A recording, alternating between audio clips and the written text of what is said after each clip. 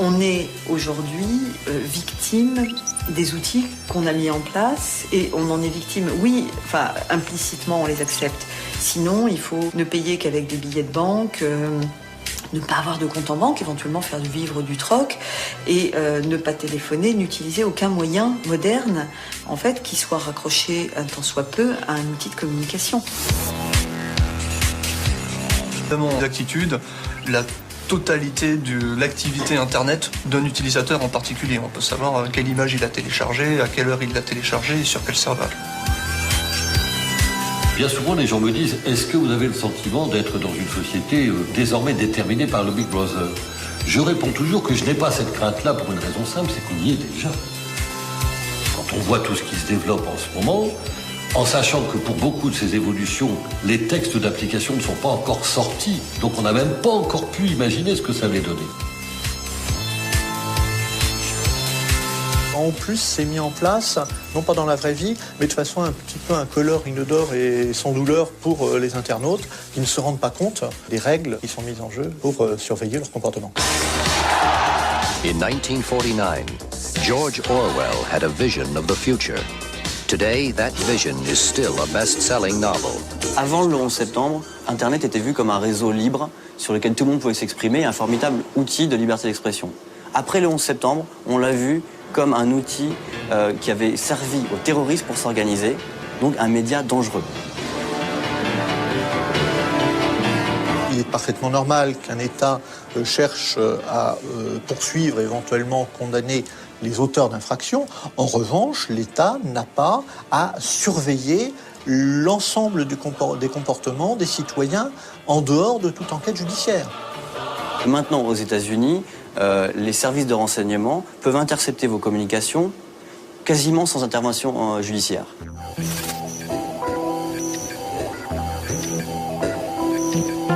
À la fois, Internet, ça donne des outils fabuleux aux dissidents et aux journalistes pour s'exprimer, et à la fois, ça donne des outils fabuleux à ceux qui veulent les contrôler pour les arrêter. On s'est aperçu que Yahoo, depuis des années, collaborait avec la police chinoise pour arrêter des gens qu'on défend, pour arrêter des journalistes indépendants et des dissidents politiques. Les Chinois repèrent une adresse email suspecte. Quand ils voient que c'est une adresse Yahoo, ils disent voilà, donnez-nous accès à toutes les informations sur ce compte Internet. Et Yahoo, sans rien demander, fournit toutes les informations. En général, on ne va pas en prison simplement pour avoir surfé sur un site Internet. C'est arrivé en Tunisie avec le cas des internautes de Zarzis, qui eux ont été condamnés vraiment simplement parce qu'ils avaient surfé sur des sites islamistes ou jugés terroristes, entre guillemets. Mais en général, on est plutôt condamné parce qu'on a publié une information subversive sur Internet. Zarzis, c'était la ville où on habitait. Ils ont déjà mis des agents qui ont des spécialités en informatique et surtout en informatique réseau. Leur seul but, c'est de repérer des choses sur Internet, c'est tout. S'ils parlent de politique, d'islam ou quelque chose comme ça, ils seront directement en prison. Je suis sûr d'être surveillé sur Internet, même par la République française. Parce que j'avais une étiquette avant, on ne va pas me laisser comme ça. La loi sur la sécurité quotidienne de 2001 est une loi qui oblige les fournisseurs d'accès à Internet à conserver les fichiers log pendant une durée d'1 an. C'est-à-dire les fichiers log, là aussi, ce sont vos habitudes de consommation, de consultation sur Internet. We all live in the age of information. Every trace of our existence is computerized. Everything about us is encoded somewhere on a complex network of information. Une fois de plus, on va chercher à justifier cela en disant qu'il faut bien lutter contre le terrorisme. C'est une évidence, mais à mon avis, les moyens qui sont mis en place, cela va bien au-delà de la lutte contre le terrorisme. C'est vraiment la mise en place d'un système de surveillance généralisée des citoyens.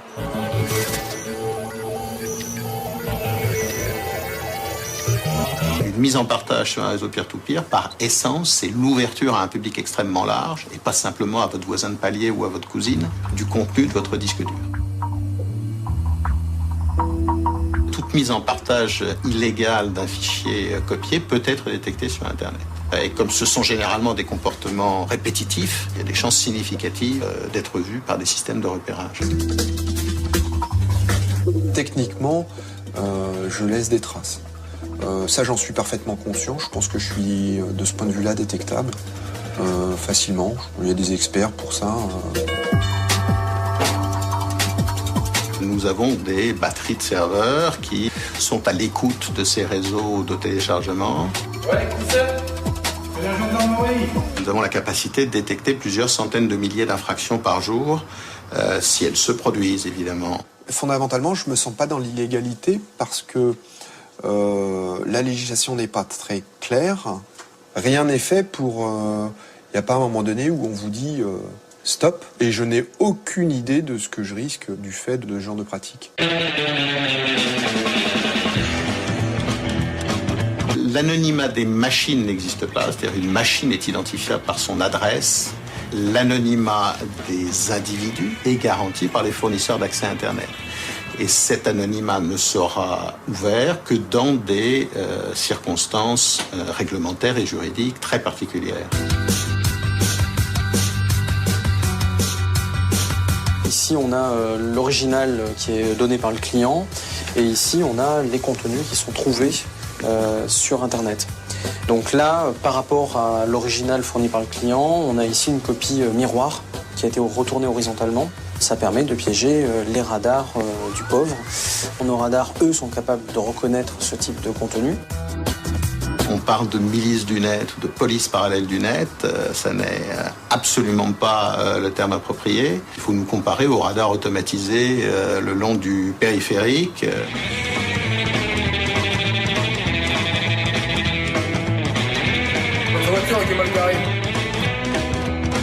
Le modèle qui est en train de se mettre en place, ça n'est plus le système police-justice, c'est le système éditeur de logiciels, éditeur industrie culturelle et société privée de recherche des contrefaçons sur Internet.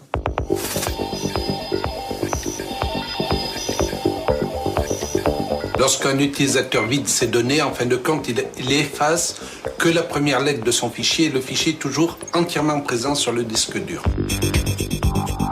En tant qu'expert à la Cour d'appel de Paris, je reçois une ordonnance de commission d'experts de la part d'un juge d'instruction et il me cite les scellés que je vais avoir à analyser et la mission qu'il me demande d'accomplir. Alors on a ici un ordinateur, tout ce qu'il y a de plus standard. Vous constaterez qu'il y a une description effectivement du cas, hein, et j'ai même un scellé à la cire, donc c'est très traditionnel, mais c'est suffisant pour protéger l'intégrité de l'équipement. Un disque dur effacé peut être récupéré, un disque dur formaté peut être récupéré, un disque dur qui a été abîmé par un virus, un disque dur qui a été abîmé par quelqu'un qui voulait cacher de l'information, oui, on va récupérer. Le disque dur est structuré avec un index et des données. Ce qu'on cherche, c'est accéder aux données qui existeraient encore, et on le fait grâce à l'examen des index qui existeraient encore, ou bien on répare les index. On peut tout retrouver ce qui a été fait sur un disque dur, que ce soit les fichiers qui ont été créés, modifiés, accédés ou effacés. Alors là, on va partir sur une date au hasard, donc en 2002, le 11 septembre 2002. On va augmenter la recherche pour aller plus précis. Alors à 15h19 et 12 secondes, il est en train de regarder un fichier qui est effacé. Voilà, donc le gars là était en train de consulter justement un fichier Word avec des liens Internet. Et j'ai même été rechercher le lien Internet qu'il est en train de consulter dans le fichier Word. Voilà, il est en train de rechercher sur Nicolas Copernic. Si vous envoyez un email, effectivement, une lettre d'abord. La lettre, déjà, quand vous l'écrivez, laisse des traces sur le disque dur. Cette lettre, ensuite, vous allez la mettre dans un email, par exemple. Cet email laisse une autre série de traces sur le disque dur. Vous envoyez ça avec votre messagerie. Il y aura même des traces qui seront sur des serveurs de messagerie sur Internet. Comprenez bien que si vous voulez effacer quelque chose, il va forcément rester des traces.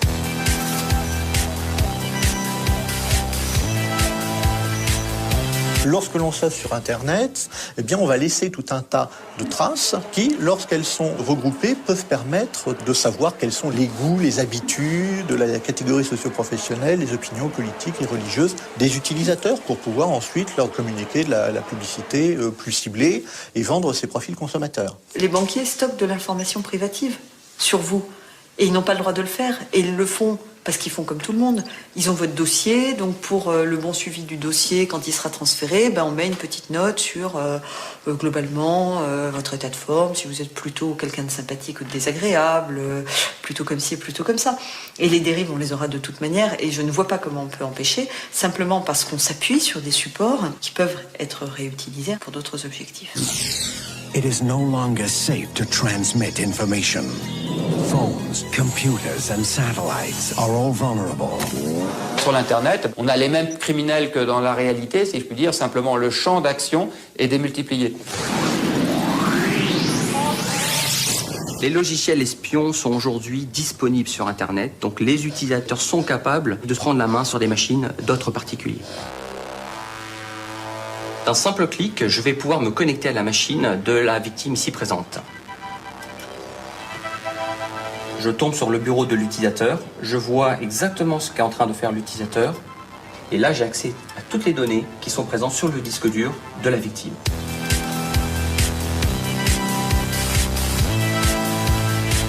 Les gens susceptibles d'utiliser ces outils sont de deux types. Vous avez le jeune hacker qui souhaite prouver au reste du monde qu'il est capable de prouesses techniques.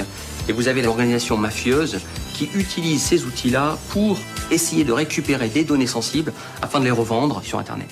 Soit pour une opération de spamming, c'est-à-dire d'envoi de masse de publicité non désirée, soit pour aller, je dirais, en complément du phishing. Le phishing, c'est l'envoi d'un email se prétendant être d'une banque, d'un opérateur télécom ou d'un site d'enchères et qui va demander à la personne son identifiant, son mot de passe, son numéro de carte bancaire, son code confidentiel.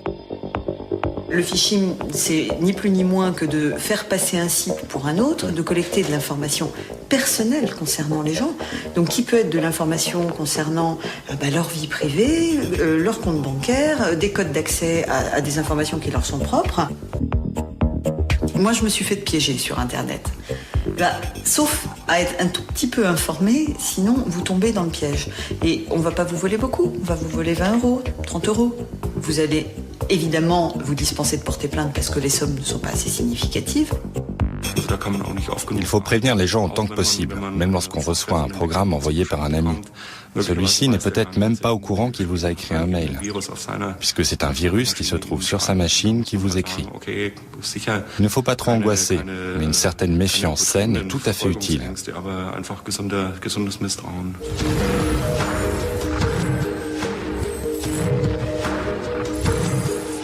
Somebody's been trying to hack in and compromise my identity.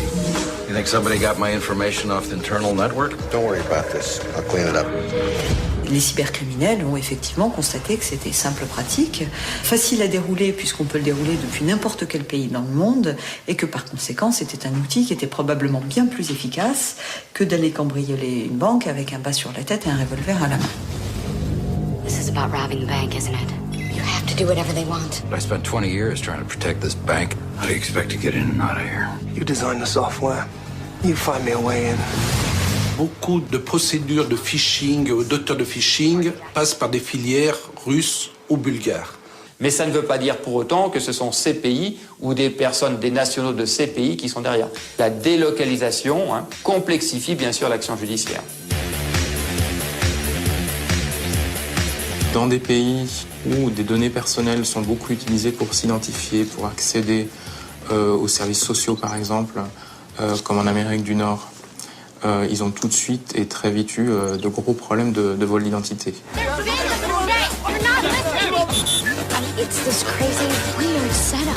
Dans ces opérations de phishing, on va plus loin que de vous demander d'identifier un mot de passe. On va vous demander votre date de naissance, bien sûr le code confidentiel de votre carte, votre adresse. Et à partir de cet état civil, on va pouvoir construire une identité qui permettra à des criminels de pouvoir voyager.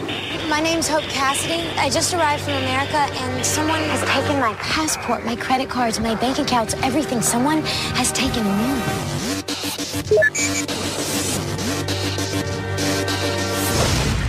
Tomorrow you will be charged for a double murder. Là où les choses deviennent relativement dangereuses, c'est qu'on a l'impression inconsciente que parce qu'on se trouve en informatique, c'est-à-dire dans un monde formé de 0 et de 1, de oui ou de non, que l'on va pouvoir poursuivre 100% des infractions qui sont commises.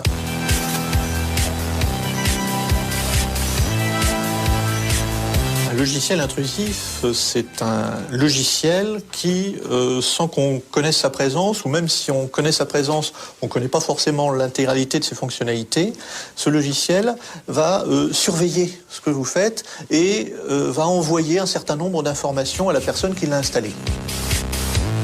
Par exemple, Google Search permet de faire une copie provisoire pendant un mois du contenu de tous les ordinateurs que j'utilise simplement pour pouvoir me permettre d'accéder au contenu de tous ces disques durs. Oui, on vous trace, mais vous êtes tracé partout. Vous allez chez Auchan, vous faites vos courses. Si vous avez la carte Auchan, ils tracent l'ensemble de vos courses. Vous allez recevoir des lettres vous proposant des promotions sur des produits qui correspondent à votre profil. Vous êtes suivi partout, partout, partout, partout. L'un des risques possibles, c'est que quelqu'un, par exemple un État, puisse chercher à distance, sans même se connecter sur son ordinateur. Il suffit de se connecter sur la copie qui se trouve chez Google pour recueillir un certain nombre d'informations. Pour moi, il y a un véritable danger démocratique. C'est pas comme ça qu'on fait dans une démocratie. Sur tous les sujets, on nous dit en gros, vous n'avez rien à cacher, donc vous devez être transparent. On a simplement une vie privée. Même quand on rentre dans une entreprise, on reste un citoyen. Les droits doivent s'appliquer à chacun d'entre nous. On doit avoir une forme de liberté, d'indépendance et d'autonomie.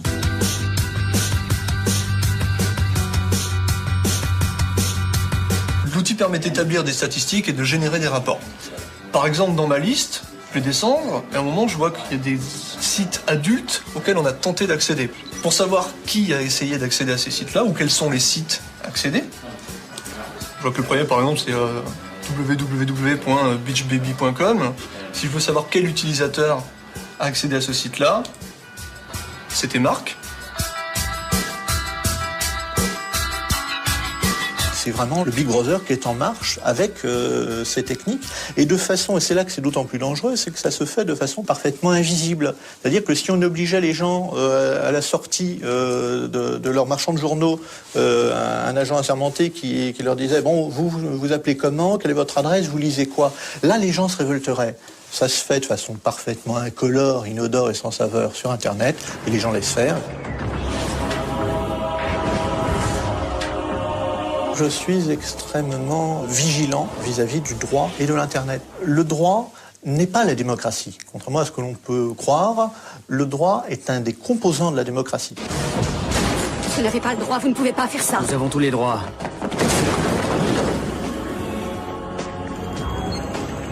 C'est le vrai. Brûlez-le. Le plus bel état de droit que la Terre ait jamais porté, c'est l'Allemagne nazie. C'est-à-dire que le droit permet effectivement la démocratie, à condition d'ajouter quelque chose en plus. C'est sans doute quelque chose comme la liberté.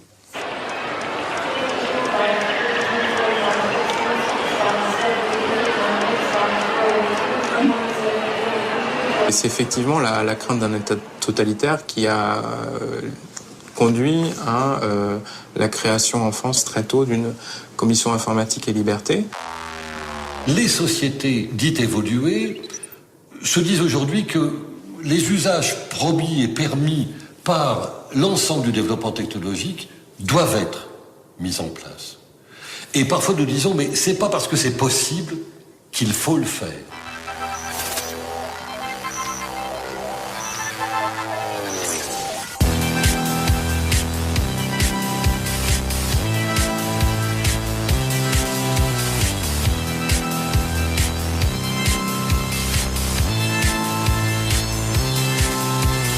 Le problème de toutes ces nouvelles technologies, c'est qu'elles sont à la fois banalisées, complexes et presque transparentes. C'est-à-dire que finalement, on a le sentiment qu'on n'est pas surveillé.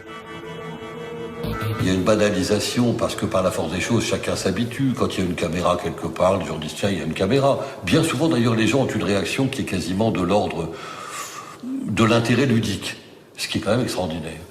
Et je pense que la racine de tout cela se tient dans la jeunesse. C'est-à-dire qu'en réalité, on a une grosse difficulté, c'est que les jeunes générations, qui ont toujours connu, au fond, l'ordinateur dans leur vie, n'ont pas du tout la même préoccupation et la même vigilance à l'égard de ces questions.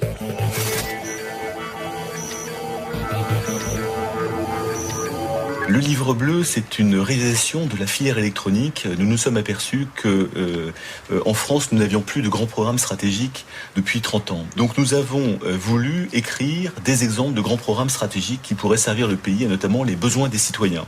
La sécurité est très souvent vécue dans nos sociétés démocratiques comme une atteinte aux libertés individuelles. Il faut donc faire accepter par la population les technologies utilisées et parmi celles-ci la biométrie, la vidéosurveillance et les contrôles.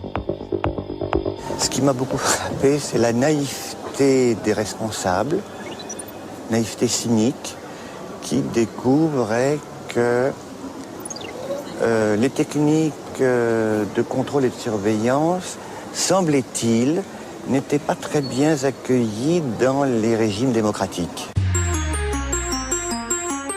En fait, on préconisait l'utilisation de ces techniques modernes de cartes à puce, d'identification et donc de biométrie dès le plus jeune âge, donc dès l'école maternelle. Alors ça a fait hurler, je dirais, quelques personnes en disant « mais c'est scandaleux, mais pourquoi vous mettez ça dès l'école maternelle, c'est de l'embrigadement, etc. » Leur idée était d'introduire de façon festive des machines biométriques qui permettaient aux enfants de découvrir que grâce à leur pouce, un fragment de leur corps peut ouvrir un établissement, peut ouvrir leur réfectoire. Pour des enfants, c'est assez merveilleux, d'autant qu'à cet âge-là, ils ne mesurent pas que eux-mêmes sont surveillés sans qu'ils se rendent compte en faisant cet acte apparemment anodin.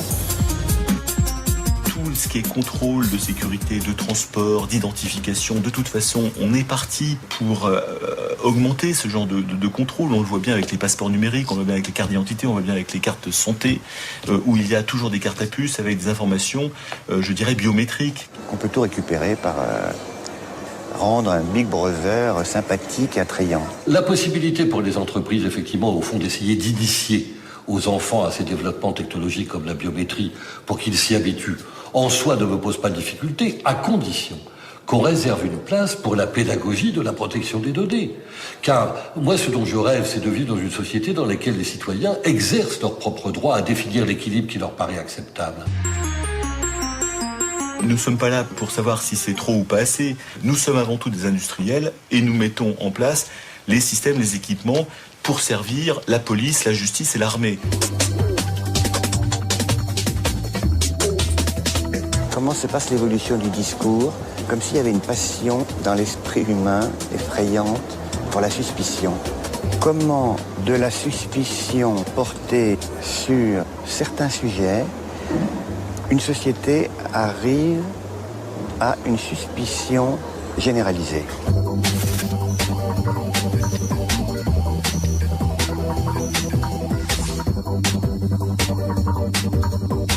Le système biométrique nous permet d'avoir à la fois une sécurité de badgeage et un certain confort, puisqu'en fait, c'est difficile de perdre sa main ou son doigt, alors qu'une carte magnétique, ça se perd facilement.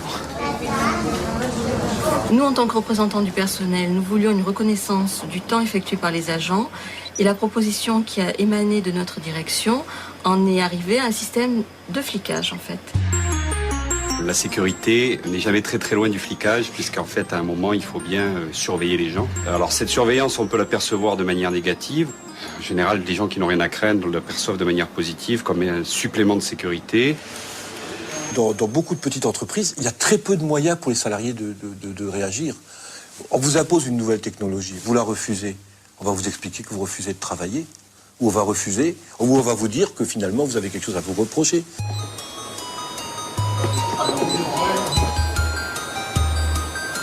Nous avons sollicité la CNIL et il s'avérait qu'il n'y avait eu aucune demande d'accord de notre direction à cette époque. Il se trouve que la biométrie fait partie des exceptions dans la loi pour lesquelles il faut une autorisation de la CNIL.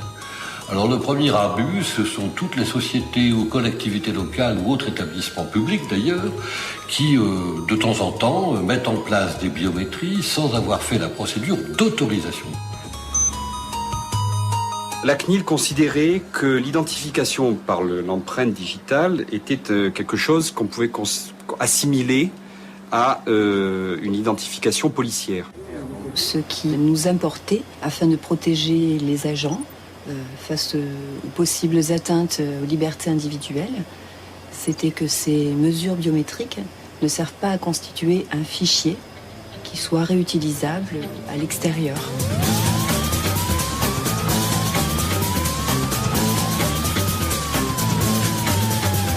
On a finalement transigé sur le contour de la main parce que ça n'était pas assimilable à l'empreinte digitale policière.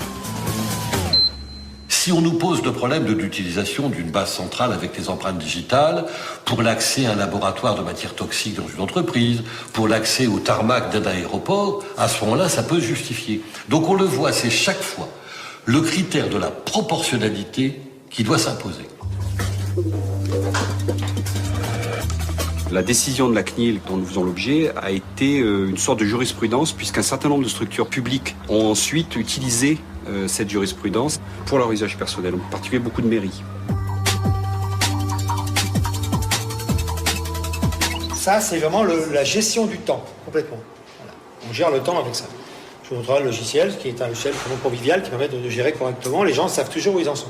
Les bornes biométriques, c'est-à-dire où on doit faire preuve de sa présence physique, soit par l'iris, soit par l'empreinte digitale, sont des outils qui ont tendance à se développer. On pose sa main, tant que j'ai pas serré tous mes doigts, voilà. Et une fois que j'ai serré mes doigts, ça passe. Voilà. Le fait d'utiliser des systèmes biométriques très élaborés, simplement pour surveiller le temps de travail, nous semble abusif. Là, il y a des systèmes de badges qui sont tout à fait classiques, qui doivent répondre aux attentes. Ce qui émanait aussi de notre direction, c'est qu'avec une carte, nous aurions pu tricher. On peut pointer avec une carte, mais cette carte peut être donnée à n'importe qui. C'est plus difficile avec une main, bien sûr. Et c'était un des buts qu'on a poursuivi, c'était effectivement d'éviter la fraude. Le fait de dire vous êtes tous potentiellement des voleurs ou des gens qui abusent, c'est pas quelque chose de légitime, parce qu'on doit avoir confiance quand même à ses salariés. Quand les gens savent qu'il y a un certain contrôle, même s'il n'est pas effectué, ils font attention, un peu plus attention. Donc ici, l'intérêt de cette convivialité, il suffit de double-cliquer pour arriver dans la fiche de sa journée. On sait ses badges, on sait son arrivée, on sait s'ils ont eu des congés, c'est écrit. Tout ça, on l'écrit dedans. On veut tout surveiller d'un salarié, on veut surveiller à la fois ses comportements. Et donc effectivement, on est soupçonneux vis-à-vis de lui, on lui fait pas confiance. Quelqu'un qui arrivera à 8h tous les jours pour commencer à 8h30, au bout d'un moment, on peut lui poser la question, pourquoi vous arrivez une demi-heure en avance tous les jours? Peut-être qu'on peut aller jeter un œil sur le téléphone, voir si la personne ne va pas utiliser le téléphone, le titre personnel. Non mais, voilà, il y a des raisons. Certains employeurs imaginent qu'on peut normer les salariés. Le problème, c'est qu'un homme, une femme, c'est pas une machine. Il a ses goûts, sa façon de voir la vie, les choses et son travail.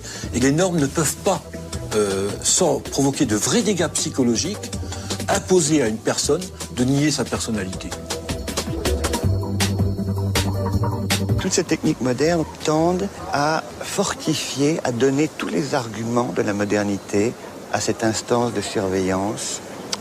De façon négative, on peut se rapprocher de ce type de regard technique, scientifique, comme un regard qui met en danger la racine d'où naît en homme la parole, ce qui fait sa spécificité,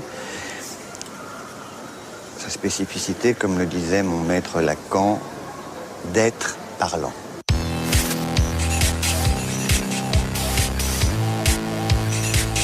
Genetics. What can it mean? The ability to perfect the physical and mental characteristics of every unborn child. Il y a un premier danger lié à la biométrie, c'est que les éléments biométriques ne sont pas révocables. C'est-à-dire en sécurité informatique, on ne peut pas changer d'empreinte digitale ou changer d'empreinte rétinienne comme on peut changer un mot de passe. 3, 2, 1... Too bad, you gotta die. Le fait qu'on parle beaucoup de police technique et scientifique, de criminalistique dans les films, dans les séries, etc., donne des idées aux délinquants. Pour faire une empreinte digitale, on a besoin du couvercle d'une bouteille en plastique, de la colle ultra forte, une caméra numérique, ainsi que de la colle pour le bois et une colle spéciale qui n'abîme pas la peau.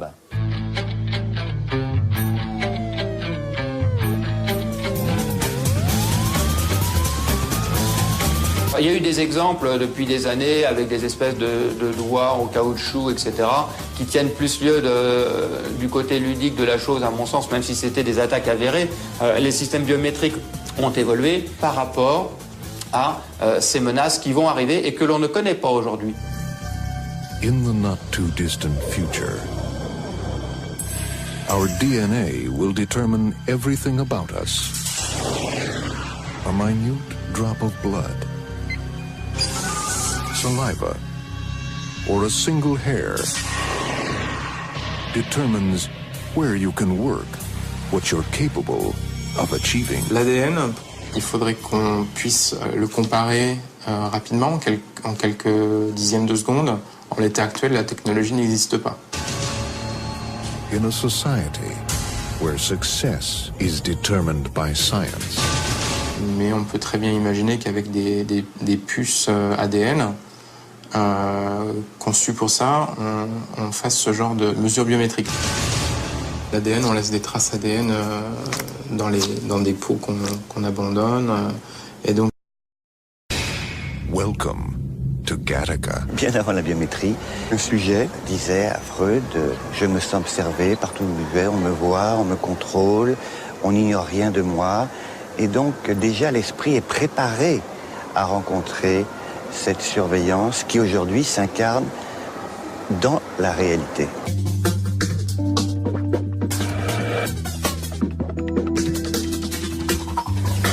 Le passeport électronique répond effectivement à une exigence de sécurité, ou en tout cas à la mise en place de normes de sécurité pour réduire les risques de falsification ou rendre plus difficile, voire impossible, une contrefaçon.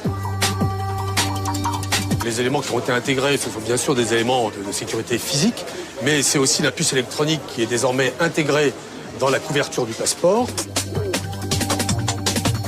La spécificité des photos que nous exigeons désormais pour la fabrication des passeports répondent à une norme de l'aviation civile internationale, exige à la fois des dimensions mais également des attitudes pour permettre à terme que ces photos puissent être utilisées dans les techniques de reconnaissance faciale. Après le 11 septembre et puis les attentats de Madrid, c'est un besoin totalement régalien de protéger les citoyens français par rapport à des attentats de terrorisme. Et dans la sécurité, il est évident que l'électronique ou de biométrie font partie de l'arsenal pour améliorer encore la lutte antiterroriste mise en œuvre dans un pays comme la France et surtout comme l'Europe. Il faut lutter contre les délinquants, mais en revanche, la sécurisation totale, c'est un leurre, et c'est un leurre dangereux et très dangereux pour les libertés, pour la vie privée, pour la liberté d'expression, etc.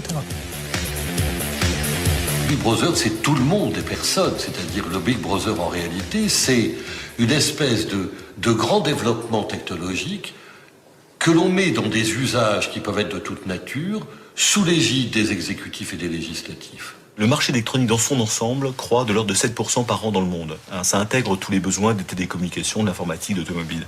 La sécurité, le marché de la sécurité doit augmenter plus fort que ça, et on peut estimer entre 10 et 20% par an.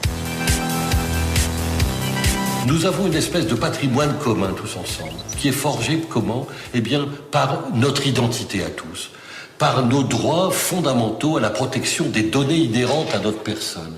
Eh bien, c'est un capital global, humain, qu'on doit tous ensemble protéger.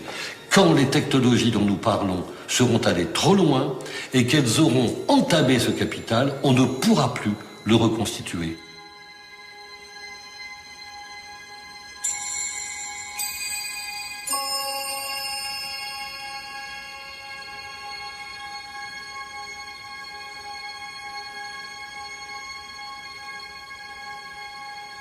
Il n'y a pas de risque que les individus soient à terme tous identifiés par une puce qui serait placée sous la peau, peut-être à la naissance.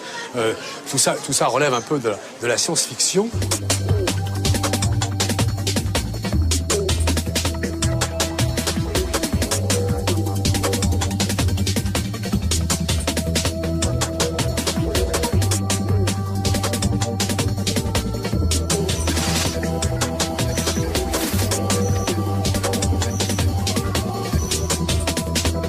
RFID, c'est en anglais, c'est Radio Frequency Identification, donc identification par radiofréquence.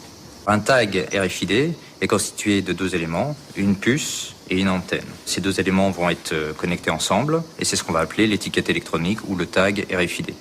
À partir de là, on va avoir un système émetteur ou récepteur qui va s'appeler la station de lecture, qui va permettre de communiquer avec cette étiquette et on aura à ce moment-là un transfert d'informations qui va se faire entre l'étiquette RFID et la station de lecture. Les informations qui sont dans la puce sont un petit peu celles que va vouloir l'utilisateur ou le client final. On va vraiment rentrer les informations qui seront propres au produit et qui vont pouvoir éventuellement dans le temps évoluer. Donc ce sera vraiment le passeport du produit. On peut cacher les étiquettes RFID en les cousant dans la couture d'un vêtement. Elles peuvent aussi être dissimulées entre les couches de semelles de chaussures ou glissées entre les épaisseurs de carton des paquets d'emballage.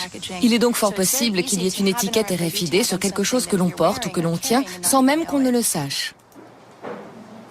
Les applications RFID que l'on a depuis 10-15 ans sont sur des produits de luxe où là encore il y a un souci, je dirais, aussi de marquage et de contrefaçon. Le secteur hospitalier également a été une très forte demande. Et puis les grands secteurs comme le courrier, le tri postal, l'industrie du bagage. Le gros avantage de la technologie RFID, c'est qu'elle permet de stocker et de transférer des quantités d'informations beaucoup plus importantes que les étiquettes classiques, que ce soit des étiquettes code-barre ou des étiquettes imprimables. Donc pour nous, c'est tout à fait intéressant de pouvoir embarquer de l'information sous forme numérisée, de la faire voyager avec l'échantillon, de pouvoir l'échanger avec d'autres banques. Et puis, bien sûr, on a un problème qui est commun à toutes les informations médicales, qui est un problème de confidentialité. Il y a un certain nombre d'informations qui sont des informations médicales, qui ne doivent pas tomber entre toutes les mains. Et pour nous, donc, c'est important qu'un outil qui va faciliter le transfert d'informations assure néanmoins le respect de la confidentialité et ne puisse encore une fois être lu que par les gens qui y sont autorisés. Cette technologie est parfaite pour pister quelque chose ou quelqu'un. C'est très efficace pour un tel objectif. C'est pour cette raison que Walmart l'utilise pour suivre les paquets qui arrivent dans leurs entrepôts. Mais cela donne aussi aux compagnies la possibilité de suivre à la trace leurs clients. L'étiquette RFID peut se lire sans être vue. Plusieurs étiquettes RFID peuvent être lues en même temps, contrario au code à barre. Ce qui veut dire qu'on va avoir là une possibilité de lire toutes ces informations très rapidement sans voir l'étiquette RFID.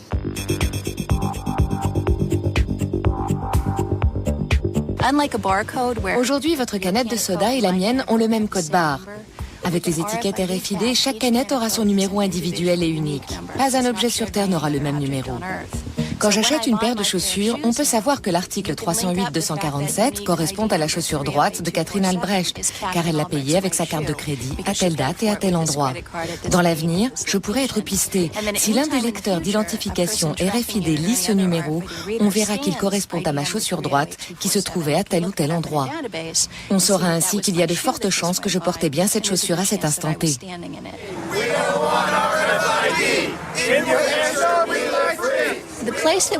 Nous avons limité l'utilisation de la RFID concernant l'étiquetage des marchandises. Nous la refusons.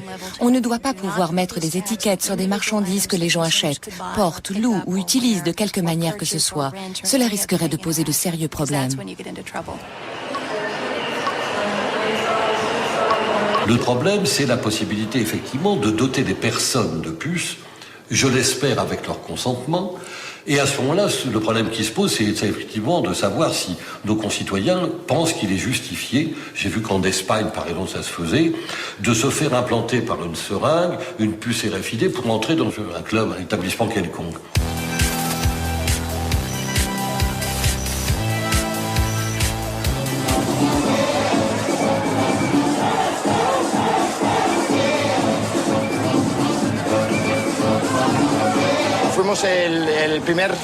Nous sommes les premiers au monde à avoir utilisé la puce comme moyen d'accès à une zone VIP et comme moyen de paiement aussi. Je suis l'infirmière qui implante les puces ici dans la zone VIP de Baja Beach Club. J'ai implanté un peu plus de 90 personnes. Ils te mettent la seringue comme ça, et ça fait un plip. On le voit, c'est comme un petit grain de riz blanc qui rentre sous la peau. Elle se place sous la peau et ne touche donc aucun muscle ni aucun organe vital, c'est sans risque. Là, il y a une sorte de piston. Une fois que l'aiguille est enfoncée sous la peau, on appuie sur le piston qui, grâce à un dispositif de sécurité, place la puce sous la peau de manière à ce qu'elle ne puisse pas remonter. On n'a pas besoin d'amener d'argent, de présenter de carte d'identité, ni quoi que ce soit, puisqu'il t'identifie avec le lecteur. C'est plutôt pratique.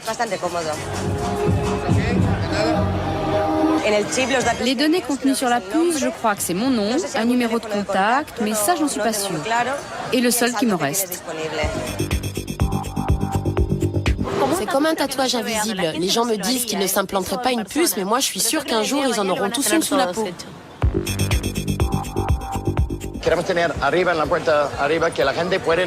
Nous allons bientôt installer un lecteur de puces devant la porte d'entrée du club pour que les clients puissent entrer et sortir tout seuls, comme s'ils étaient chez eux, sans avoir besoin de passer à chaque fois devant un portier. C'est une façon très VIP de rentrer en boîte, sans avoir besoin de parler à personne. Je suis arrivé ce matin pour me faire enlever une puce électronique que je me suis fait implanter dans le bras. Quand je me la suis fait implanter, c'était à minuit, il y avait de la musique, j'avais un verre de caipirinha à la main. Ça fait partie des interventions un peu casse-pied, je dirais plutôt. Mais c'était pas sous la peau du tout, hein, contrairement à ce qu'on pouvait croire. En fait, c'était absolument pas sous la peau, c'était dans le muscle. L'infirmière du Barra Beach Club qui m'a implanté la puce me disait que c'était entre la peau et le muscle. Il s'est avéré qu'apparemment, elle était beaucoup plus profonde et qu'elle était dans le muscle.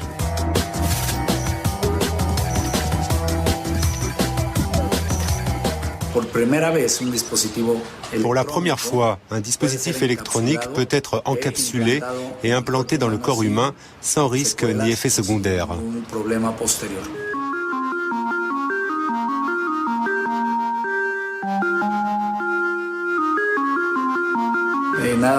Rien qu'à Mexico, on dénombre 1 millier de personnes implantées,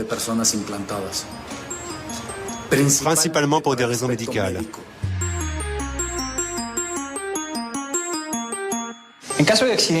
Si j'ai par exemple un accident, les urgences ou les médecins de l'hôpital qui m'accueillent ont juste à appuyer sur le bouton qui est ici pour récupérer automatiquement un numéro spécifique et unique de 16 chiffres.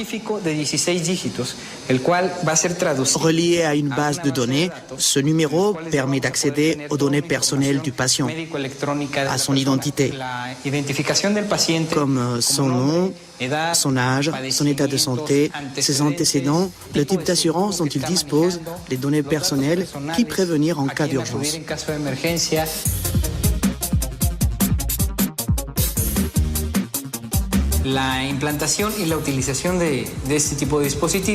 Les implants et l'utilisation de ce dispositif existent depuis 2004. Nous avons donc déjà pas mal d'hôpitaux équipés, des assurances, également des cliniques privées, des consultants et des médecins privés. Je n'ai aucun doute, nous allons assister très prochainement à une violente explosion du marché de la RFID.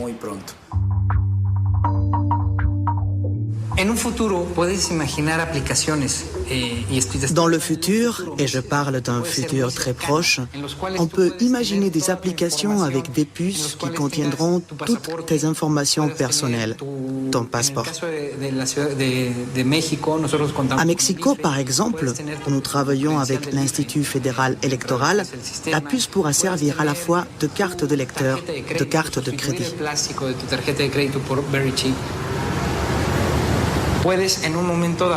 On peut aussi imaginer implanter une puce sur un enfant ou un adulte et installer des lecteurs un peu partout dans la ville, dans les boutiques, les édifices publics, etc.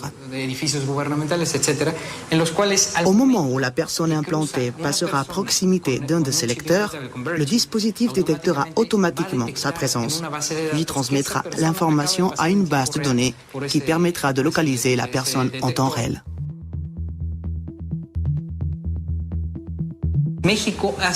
Mexico a été précurseur sur cette technologie, grâce à une entreprise mexicaine et des ingénieurs mexicains pour des applications au Mexique.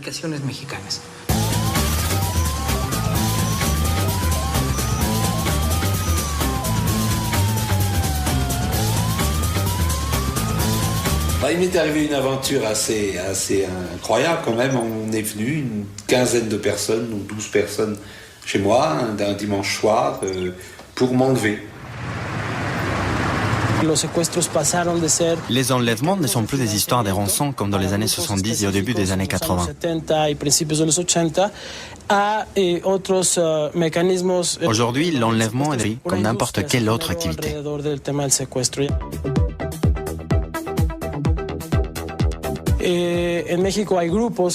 Au Mexique, il y a des gens, certains groupes de personnes, qui se sentent menacés plus que d'autres par l'insécurité, et essentiellement par les enlèvements. Ce qui a pour effet d'accroître les besoins de sécurité, et donc la création d'un marché de la sécurité développé par des compagnies privées.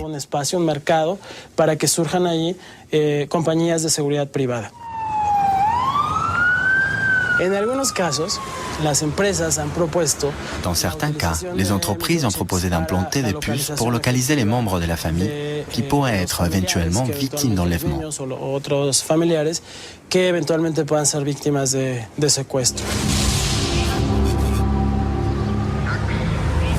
Ils m'ont d'abord emmené dans la bagnole et puis après ils ont commencé à me palper.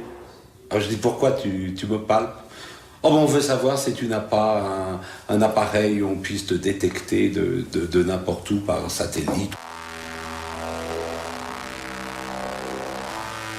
Ici même à Mexico, les entreprises qui investissent dans ce type de puces implantables les offrent carrément, gratuitement.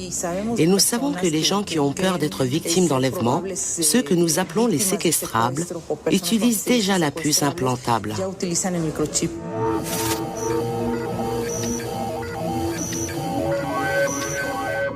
La prochaine étape à court terme sera la combinaison de la technologie RFID et du GPS.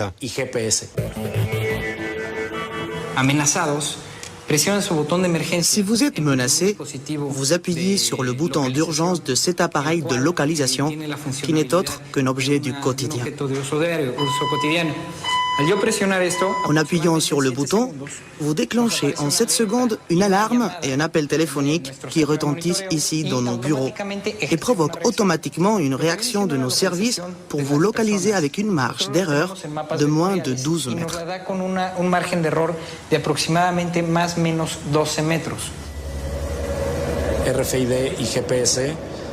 Le RFID et le GPS sont deux technologies qui ont déjà commencé à converger.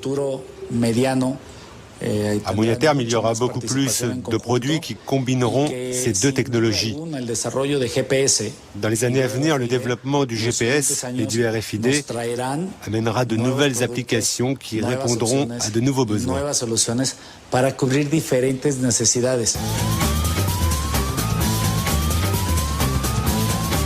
Le plus probable, c'est que dans un futur très proche, on puisse implanter dans le corps humain une puce RFID équipée d'un GPS.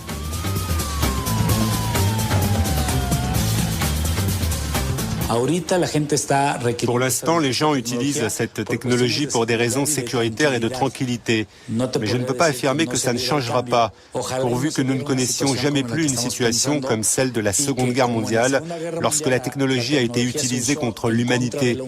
Si c'était le cas, cela pourrait recommencer, c'est une possibilité.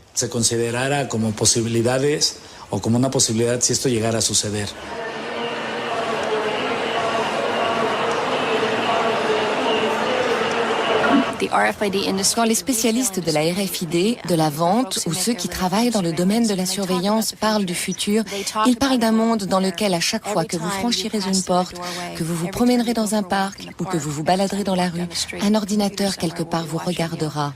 Il enregistrera chacun de vos mouvements et conservera des informations sur tout ce que vous portez et utilisez, jusqu'au point de connaître la taille et la couleur de vos sous-vêtements. Cette vision du futur que les partisans de la RFID nous imaginent me paraît effrayante. Dans ce futur, il n'y aura plus de confidentialité. Nos enfants grandiront sans même savoir ce qu'était l'intimité. Malheureusement, quand vous autorisez ce type de surveillance, alors ceux qui collectent l'information ont le pouvoir.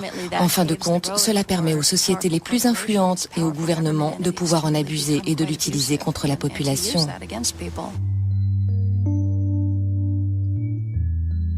On entre dans une société où aujourd'hui on peut être surveillé par une caméra, on peut être écouté. Par la biométrie, on va pouvoir déterminer vos passages à tel ou tel endroit parce que vous en laisserez la trace. Et par l'utilisation des puces, par la géolocalisation, on peut tracer des personnes à distance. On sait où elles se trouvent, etc. Pris isolément, chacune de ces technologies est probablement maîtrisable. Mais personne ne sait dans quel type de civilisation nous nous retrouverons dans 10 ou 15 ans lorsque tous ces systèmes-là se seront mis en marche, se conjugueront, se combineront. D'autant plus qu'il faudrait ajouter à cela toutes les législations nouvelles en matière de sécurité, de lutte contre la criminalité, le terrorisme, qui chacune mettent en place des usages nouveaux de ces technologies, qu'il faudrait donc aussi envisager en même temps que les technologies elles-mêmes. Donc la difficulté, elle est là. Quel type de société ça nous donne dans quelques années ?